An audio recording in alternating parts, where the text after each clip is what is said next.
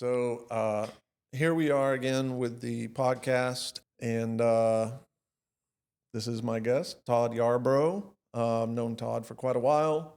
Just went to the Christmas party with the dive shop, and we're going to talk about AI and scuba diving today. Hey, Frank, thanks for coming out and hanging out with us. It was a lot of fun. So, I guess launch into a little bit about Red Alert Diving. Red Alert Diving is a PADI instructor development center. So, we make scuba instructors, and our main focus has been training, like teaching people how to dive and how to teach diving. Um, and in making the choice to focus on that, we kind of didn't focus on having a boat. So I met Kelly Colwell, and we brought on Big Blue as our main boat for getting people out diving. It's a phenomenal platform for diving. It's a 36-foot Newton, which is kind of the pinnacle of dive platforms for charter boats. Oh yeah, And he has his set up so that he carries a maximum of 12 divers. Now, whereas what you'll find on most of them is they'll carry 16 to 20. So it's a little more spacious. It's got a large enclosed cabin, nice and comfortable. Um, it's a good way to get people out and get them into the water here. yeah. I've dove Big Blue before, and I didn't know they were associated with y'all's shop at the time. Actually, all I knew was they were close to the house. I could drive there. I don't have to bring any tanks, just my gear. Jump on the boat. They ask you for air and nitrox, and I get some good dives in. And he's a very good captain. We did have one day where the weather going out of the pass wasn't looking good, and he said, "Hey, let's turn around. We'll get you back out there another day." Very, very conscientious captain. Yeah, one thing about Kelly and Big Blue is that it's a family operation, and they are very safety oriented when it comes to getting people out in the water. They want it to be a good time. They don't want anybody to have a bad experience. So they will make that call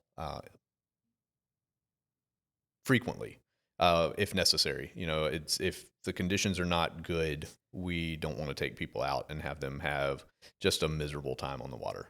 Yeah. And I'll talk about my diving history and past real quick. I started diving sometime in the 90s to date myself. I've dove in Panama City, loved it, and ended up moving here for girls, stayed for the diving, and I've been considering Bay County and Panama City home for probably the last 20 or 30 years now. And ran into you diving back in the 2000s when we were diving on other boats and other shops, and interested to see how the community has changed and how it is going to change in the future. Yeah, I mean, it for sure has grown. We've watched a lot of dive shops and dive professionals kind of come and go. Um, and the ones that are here now are all very stable. They're doing a really good job of creating divers and getting people in the water. And we work together more than I think we've ever done in the past. So it's good. Awesome. Little note about the can. Noli South, a local kombucha maker. They are not our sponsor, but if they want to send a 6-pack my way, I won't complain. Let's segue onto that, on the AI and scuba diving, because when I first approached you, I kind of approached you in two different manners. I approached you about go ahead and getting my scuba certification instructor certification from your shop. And then I also said, hey, by the way, I'm doing this podcast talking about AI and how it's being used in scuba and the dive industry. And your reaction was very typical from what I've come across people when I initially talked to them about how AI is affecting their niche or industry, or, you know, the part of the world that they deal with. And then after we initially talk about it, they usually do a little bit of reflection, look at some research, build onto the body of knowledge, and realize that the body of knowledge of AI is starting to affect a lot of different industries and segments of our society. Right. Yeah. So you first mentioned it, and I was like, that won't do anything. There's no place for AI in scuba diving. Maybe we can use it to like write a Facebook ad or something. Um, but yeah, that doesn't seem to be the case. It looks like there's a lot more room for growth than what I initially expected. So it's really cool. Some of the things that are being looked at that I found after we had that first conversation are really amazing bits of technology. And yeah, they're a long way down the road, but Right. there's some really cool stuff that it looks like could become real in the future. Yeah, and I think like right now, the current impact most people are seeing is search engine optimization, using AI to help manage mailing lists, your social status, either on the social platforms or on the internet as a whole, which is kind of coming together in a conglomeration because I'm finding as not a very good or just not wanting to use social media, I can't interface with some dive shops because they only use Facebook to communicate and message with. So if I don't use Facebook, I'm coming at a disadvantage to shops where that's their main ecosystem and concern. And we all know that Facebook, the parent company Meta, uses AI. They're one of the most progressive companies in it. And in fact, I've used a couple of their models like Llama, and they're really great. I enjoy using their stuff, but they are using this to tailor Facebook ads and other stuff to get people interested in the Facebook sites about that or not. And whether you use Facebook or any other social platform or just the internet itself, that's the impact I'd like to talk about there. Okay. So, like you said, being on the internet is huge for a dive center. It makes our potential customer base the world as opposed to just people who drive by and see that dive flag hanging beside the road. The upside to that is we get more reach, which means more potential income. The downside is we're scuba divers and we're not very good at it, right? So, um, having tools that can help us is hugely important because we're busy teaching people how to dive and telling people what kind of equipment is good for different situations and not spending a whole lot of time um, developing those skills ourselves. So yeah, I mean, the more tools that we can have in our toolbox to be able to go out and grow our business, the better. And when it comes to dive shops, I mean, the whole diving industry is a super super small niche, right? Like Yep. it's tiny. Less than 10% of the people in the United States have even tried scuba diving, which is abysmal because it's phenomenal. Everybody should try it. But the reach that we have is small because of that, because it's pretty much generated just to our community and people who can physically walk into our door. Um, the more that we can do to grow the number of people that know about us and walk into the door, uh, the more that we can keep the sport kind of moving forward. You know, it brings up a very good point. We were watching, as some of y'all may know, I'm a veteran, and after I got off of active duty in the Army for 2 combat deployments, I settled here and I scuba dove. And my wife was watching just recently a 60 Minutes special about the using bariatric pressure, which is kind of like the going underwater to an atmosphere to 3 atmospheres of pressure, and having some sort of cognitive treatment for PTSD, um, because Israel and the Middle East, they have a whole bunch of that, so they are pioneering a bunch of this research.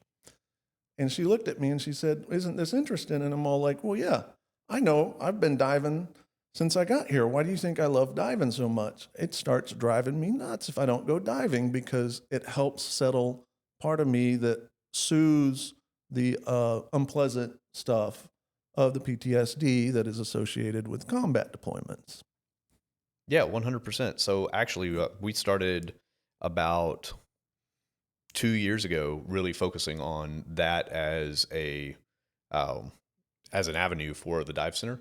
So we do an adaptive scuba program now that is specifically focused on working with people with PTSD and other disabilities, like everything. But it's a way of introducing people who maybe need that still and calm that you can get from being underwater and being neutrally buoyant, right? Like Mhm. that's neutrally buoyant is like magic when you're in the water. You're flying, not functioning like you normally do. So it feels really good when you are there, when you're able to be in the water and everything just works the way it's supposed to. And also for people with physical disabilities, there's a certain pressure from being in the water that can still um, tremors. So you can start working on building muscle because you don't have the weight of the world kind of pulling on you when you're trying to exercise. So we've actually seen people who have gone into diving who have regained like muscle tone and stuff in their legs after traumatic injuries. So, Well, Todd, this is near and dear to my heart because that is what the cutting edge research says. And you're ahead of the curve, my brother. thanks. Just trying to do more with what we've got. It's a situation where we opened in 2017, and I had worked with a organization called Dive Heart, and we had done fundraisers and things like that for them, and watched some of the progress that they had made, and then looking at some of the other uh, businesses that are really working with um, divers with adaptive needs. Let's go Yep. that route. And watching the pride that they had and the sense of accomplishment that they have in doing these things, which felt like it was something that had to happen. It had to be an integral part of the business. So Um, they do talk about using AI uh, for safety and precision. Now, at first, when you look at this, Todd, what do you think about when you thought AI for safety and precision from the website? so there are a couple of ways that I can kind of see this coming into play. The main one is in the education side of scuba diving. So AI can be used to generate like reactive exams and training programs for people who are learning how to dive, especially on the higher levels, like the instructor programs that you're taking. Yep. The entry level stuff and scuba diving as a whole, the way that the tests and everything have been structured is it's been the same for years. I mean, I've been teaching now for um, a little over 20 years, 25 years ish. And some of the questions on the exams that I administer to students today are identical to the questions that I administered 25 years ago. Like right Wow. down to it's multiple choice and the answers are A, B, C, and D, and they're the same. Right. So some of the answer keys have not changed ever. But I mean, So just to play a little devil's advocate right here, you still have to learn the same stuff, right? still have to learn the same stuff, but with like an AI generated um, training program, it can focus on the students' weaker areas and really do a lot to like to build that, to grow what they're learning and to teach them. For example, the most complicated thing that we teach in the open water class, the entry level class, is how to use dive tables. And we have a pretty good way of doing it. We start out with teaching people how to plan one dive, and then how to plan a surface interval, and how to plan a second dive, and then we teach them how to plan 3 dives. Um, and then we look at like minimum surface intervals. So how long do we have to stay out of the water to be able to effectively complete these 2 dives? Um, but students tend to pass the test and then walk away from it and never use it again. And if we had a more robust way of training them, something that could generate these questions based on what they found difficult as they were going through it. Hold on, you're hurting my feelings here, Todd. How so? I'm trying to be an instructor here. Are you telling me that the AI is going to be able to replace me? Nope. Won't be able to replace the human contact and the input that a person can give in teaching scuba. What it'll do is it will enhance the training that you'll be able to effectively give to your students. So it takes the in classroom lecture talking about diving and condenses that time into you being able to point out why the things that they're learning are important. And then you can focus your efforts on teaching the in the water skills, which let's be totally honest about learning how to dive. We learn how to dive in the water, not in the classroom. So I meant to bring a mask because I was going to try and show mask clearing, but I'm all like, you can't really show it unless you bring a bucket of water. And then I don't think Everett would appreciate me sticking my face in a bucket of water in here. And probably not.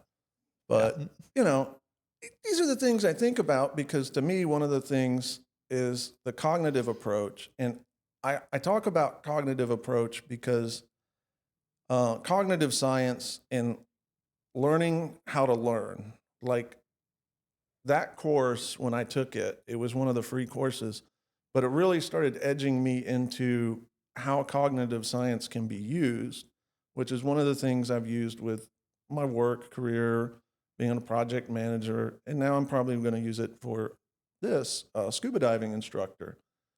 But I see a lot of people and I know when I first learned to dive, clearing the mask while you're breathing underwater and fighting the urge to jump out of the water when that water hits your nose and eyes is a huge urge.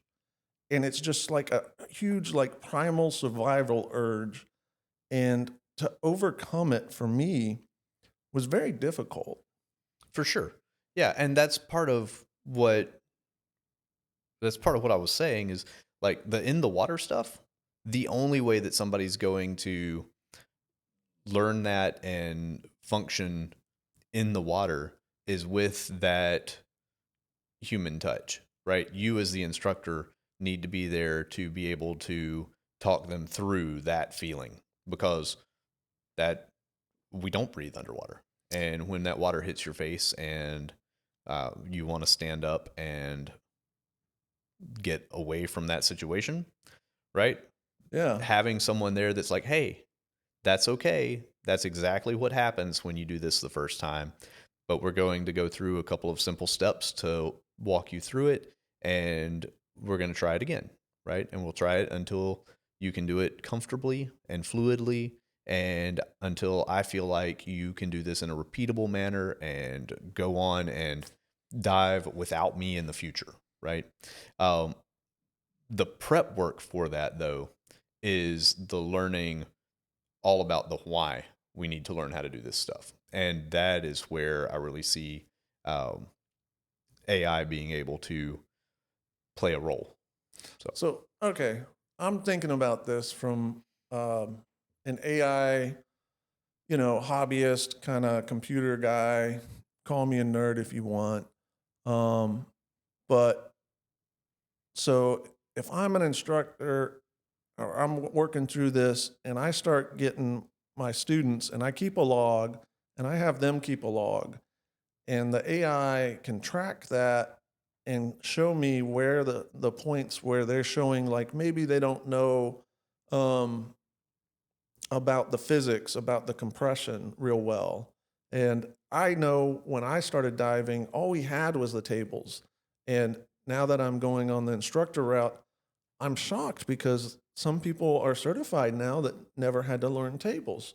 That's considered more of an advanced skill, but to me, that feels like a basic skill. It is a basic skill. Um, Dive tables are very basic to diving, right? In the same way that changing your oil is very basic to driving your car. So over the years, new technology, much like what we're sitting here talking about now, I has come out I and love my has, dive computer. I'll have to bring it next time. yeah. So dive computers have become commonplace on dive boats everywhere. Some dive operations are requiring them. And for me, we have them on all of our rental equipment. So anybody that comes in to use any of our dive gear is using a dive computer, which tracks your depth and your time and your ascent rates, sometimes even your air, and monitors all of that and tells you when you're getting close to any of your limits, right? So Oh, that's great. So you can actually identify the people that consistently break limits.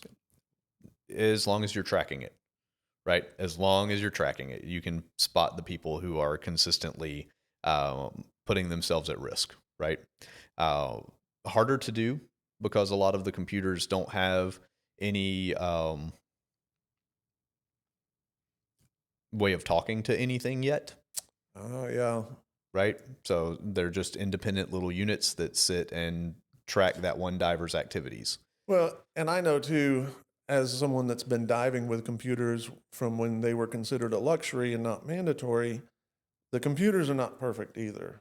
Oh, no, And no, I, and have a ton of settings that can be adjusted by the user. So, exactly. So, my fear would be someone might look at some previous dive logs and come to a conclusion and not realize that, you know, there was a digital error or a loading error or some sort of computer error that is interpreted by the dive computer to be something else. And then somebody gets some AI, looks at it and says, hey, he's a dangerous diver. And I'm like, no, I actually try to stay very close within my tables and limits.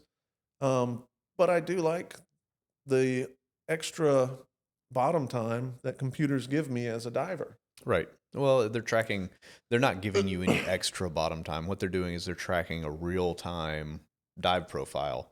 So when we plan dives with tables, we're planning like square profiles, right? So it's whatever your maximum depth is for whatever the duration of the dive is, right? So say you're on a 100-foot dive. Well, the limit is we can be at 100 feet for 20 minutes uh, on air. So a lot of little bits and pieces go into planning diving, but that's nice round numbers. 100 feet for 20 minutes. So if you touch 100 feet, you're limited to 20 minutes if you're diving with tables. If you are diving with a computer and say you go down and touch 100 feet, but then you come up to the top of a shipwreck and you hang out at 60 or 70 feet for the duration of your dive, you extend the amount of time that you are able to safely stay underwater. And that is the main benefit to diving with a computer. And there are tons of different models out there that do different things. You just went through the cognitive process that I said I need to get a computer because I was diving the bridge spans here, and the guy I was diving with had a computer, so he was staying at the top of the bridge span, and when he saw something he wanted to see, take a photograph of or look at or whatever, he would go down, hit 100 feet, and then come back up to the top of the bridge span at about 80 feet. And because I was diving tables at the time, I had so much less bottom time because as soon as I hit 100 feet, that's it. That's my 20 minutes. Yep, yep. That's the benefit to a computer, and the ones that are out there now have like ancillary benefits that come along with them. So, for example, I wear a Garmin. My Garmin has Bluetooth. It talks to my phone. It gives me dive profiles. It gives me a map of where the dive site was at. So, instantly I go diving on anything. It tells me the GPS coordinates for where I entered and exited the water. So there's a lot of So I love talking about this because what we are seeing in the dive industry and what we have and is are going to continue is taking the cognitive load off of the operator or the diver going down. And now my location is being tracked by my equipment. As long as I know and understand my equipment properly for changes, like I have done many times, I used to do regularly, I would dive nitrox, but I would use the air tables. That is great as long as you know the issues with your depth limits depending on your nitrox mix. right. Yeah. So definitely important to analyze the tank, know exactly what the mixture is, know what the limits are with any gas that you're breathing, whether it's air, nitrox, which is air with different percentages of oxygen and nitrogen in it, or diving trimix, right? Like Yeah. any gas that you're breathing, anything that you're breathing, you should know how that gas is going to affect your dive plan. And the easiest way to know how it's going to affect your dive plan is to plug those numbers into the computer that you're diving and let it just do the calculations for you. Yeah. And not a lot of people know outside of the dive community, but a lot of the underwater cave exploration has been done here. And we have the Navy experimental dive unit here that does a whole bunch of trimixes and stuff like that. And the cave diving community here is a lot of those folks that retired and continue to enjoy diving. And I'm not a cave diver myself. I know people that like it a lot. Um, it's a little bit beyond my cognitive acceptance for limited avenues of escape. Yeah, yeah. So you did a little risk assessment, took a look at what was going on, and said, one way in, one way out, ceiling overhead, no direct access to the surface. Maybe that's not my thing. Yeah. Yes. And some people look at that and think about just how exciting it is and how cool it is to be one of just a handful of people on the planet who have ever even seen those structures, right? So it's not for everybody, and I think that most of the cave diving community prefers it that way. Yeah. And, like with something like that, you want the people that are involved to understand the risks and take the due diligence and care and not take needless risks because then they endanger the whole community. And, it gives you a bad publicity.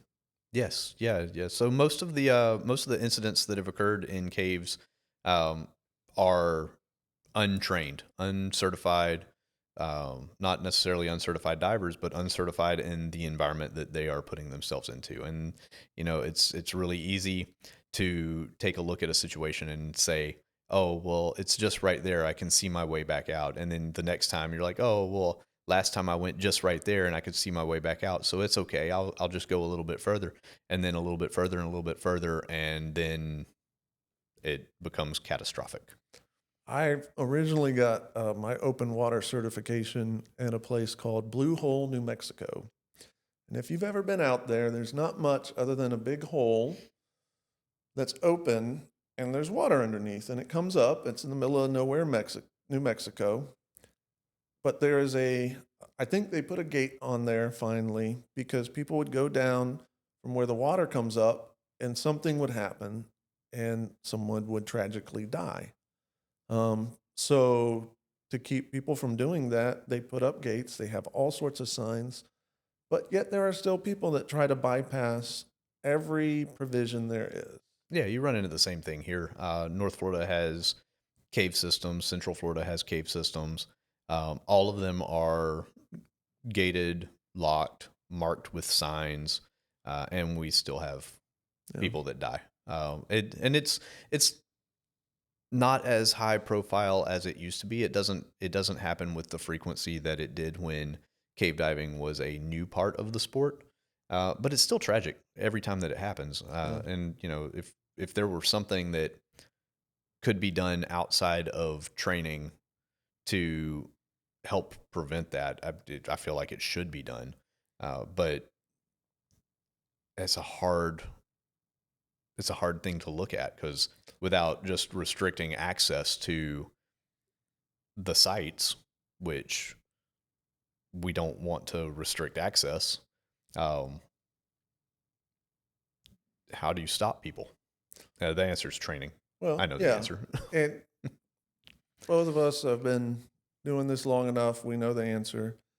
And I want to use this as a segue to roll on to the paper that I've discussed with y'all before.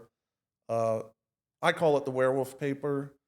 It's a paper by a researcher going doing the computer science degree at Georgia Tech, working for Meta, or Meta is involved in it, and it talks about using um, action analysis. So if I'm doing something like talking to Todd, at what point in my discussion am I starting to talk about something like not true? Like,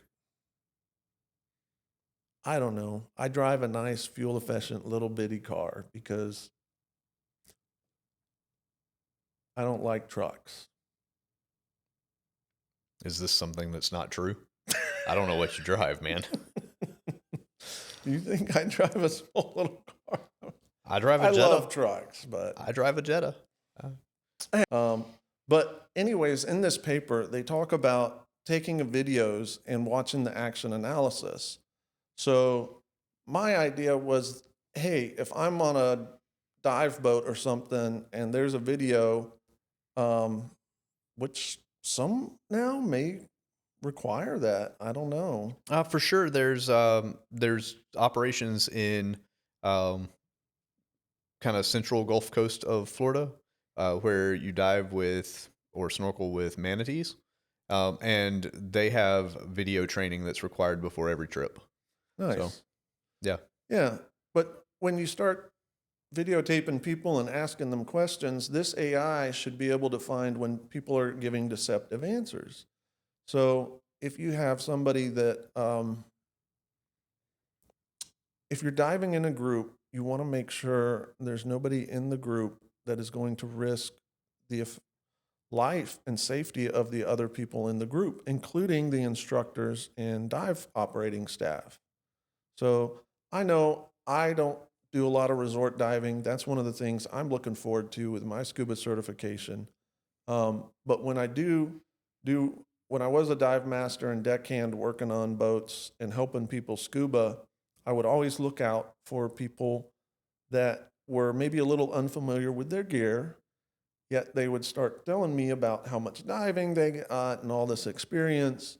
But if I noticed some trepidation in using gear, I'm like, oh, this guy is not familiar, well, or guy or gal is not as familiar with their equipment as they're claiming. Um, so this paper, and hopefully Everett will be able to put the link in, talks about that deceptive behavior and how to find it based on an AI, which I just think is fascinating. But at the other side, I also think it could be horrifying because how far would somebody be willing to go into my social profile and background to see and analyze with AI some behavior after an accident? Well, it wouldn't be hard for it to go through everything that you've ever put out there. Like it could Right. do it. It could do it pretty quickly. So yeah, yeah, a little terrifying. Little bit of an invasion of privacy, even though you kind of have made the mistake of making that information public, right? So Yeah, and it terrifying. depends because It's some people have public personas that do not match their private personas. right. Yeah. And there's a lot of celebrities, if you've known any, that suffer from that.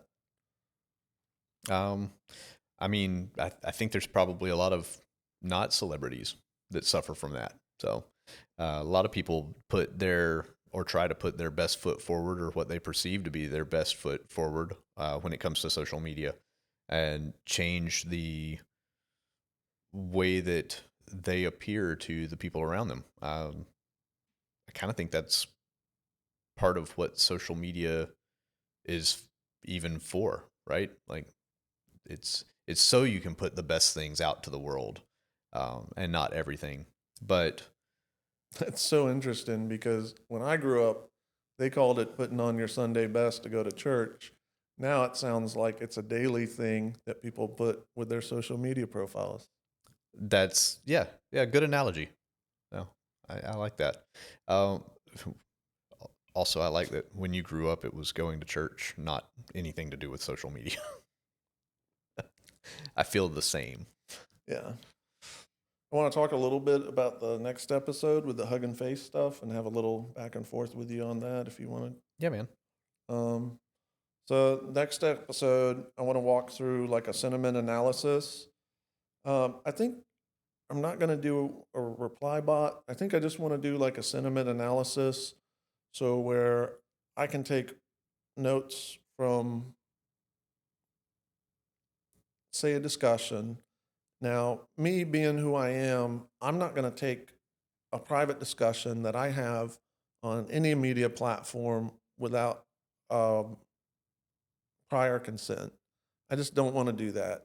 So, um, whenever we get to that point, I'll I'll make a test AI for the sentiment analysis for a fictional student, maybe a couple of students, and have maybe good examples, bad examples, and other stuff. So as I work through these fictional students, and I may use AI to actually generate some of the fictional dive logs and maybe even do some fictional situation analysis. I am going to talk a little bit about how to use a lens and like when we if we have a situation where these three fictional divers go diving and I'm the instructor or the assistant instructor, and I want to be able to analyze it from a different lens because every diver has a different perspective and every instructor or dive master also has a different perspective. So where do we figure out between all those perspectives what missed? Like even when we do a dive, I always say, "Hey, what could we have done better?" And sometimes it's like, "Hey, maybe the safety line got forgotten to be deployed." So we just make a note on next dive, "Hey, don't forget to put out the safety line," or something else. I know safety line's kind of touchy if you don't understand why it's optional. But Right? Um, no, I mean, having a what do they call it? After action analysis is a good idea anytime that you're in the water, whether it's teaching a class or just doing dives, and looking for those instances of the risk mitigation background, looking for those instances of near misses, things that didn't cause a problem but could have caused a problem. That's huge. That's almost more important than looking at actual accidents and the effects of those accidents, right? Because we can learn how yeah, to prevent future issues on dives. I meant to bring this up earlier, but this is like one of the specific points. Is I had a friend that dove and they hit what us in the dive community often call the trifecta of mistakes. There was a strong current. Okay. Um, the regulator was a rental regulator and it went free flow on them. And then something happened that knocked off their mask.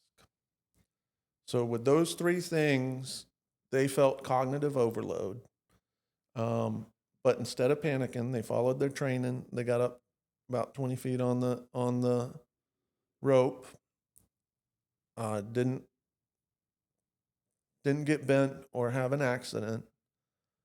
But they chose to never dive again after that. And they just said, "Hey, I've had many good years of diving, and if you hang around with the dive community long enough, you'll hear the only people that haven't had an equipment malfunction or something, some sort of hiccup on a dive, are new divers and dead divers." or Yeah, no? I don't know that that's the case. I mean, we do see a lot of divers who are very attentive to their equipment and very like they take really good care of uh, themselves and their surroundings and pay attention to everything that's going on, and they manage to have hundreds or even thousands of dives with no major incidents. I'm The talking from my perspective because as someone who has dove quite a bit, I tend to get overconfident. That's Oh, my biggest problem. 100%. And I know the people that I dive with, they know my experience, my capabilities, and my ability. But I tell them, hey, man, I am not perfect. I know I have missed stuff on dives before, um, but my own overconfidence and other people's confidence in me sometimes causes me to miss something. Yeah, so we all do that, and it's from like it's from getting comfortable with the situation that we're putting ourselves in. It's the exact same thing that I was talking about with cave divers, right? Like you go a little further and you go a little further and nothing happens, and then you feel comfortable going a little further. And sometimes you do get a little far away from where you should be, and then in the event of an incident, it becomes something that is bad even for open water divers who are not putting themselves outside of the recreational realm of diving. You know, it's a 130-foot max depth, no decompression limits, staying as safe as possible. We can sometimes get into a situation where maybe we've explored a little too far away from the dive site and we don't know where the line is to get back to the boat. So we have to surface away from the boat and look around to find it. And sometimes that means doing a long safety stop in a current and drifting further away. Um, So, if I know my own tendencies and how I am as a diver, now that I'm doing the dive master and formal instructor course with you, I'm going to customize my AI for things like my confidence and overconfidence, which is one of the things I love diving with new people because anytime I'm exposed to somebody that dives a little bit different than me, it makes me rethink my routines and how I do stuff. And if it's better and if their way works better, then I just work it into my routine. right? You can cherry pick those tips and tricks and those techniques that people have and that they've discovered over time, and add that into your toolbox, right? Just like we were talking about Exactly. with getting into AI as a tool for dive centers to use.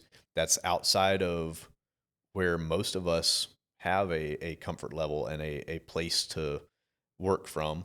But as we see it used more and more, maybe we can integrate more and more of that into what we're doing, and focus on like doing a better job of growing our market and doing things a little safer and making training a little bit more complete, and utilizing all of the things that AI can do to just make day to day functioning a little bit easier for us.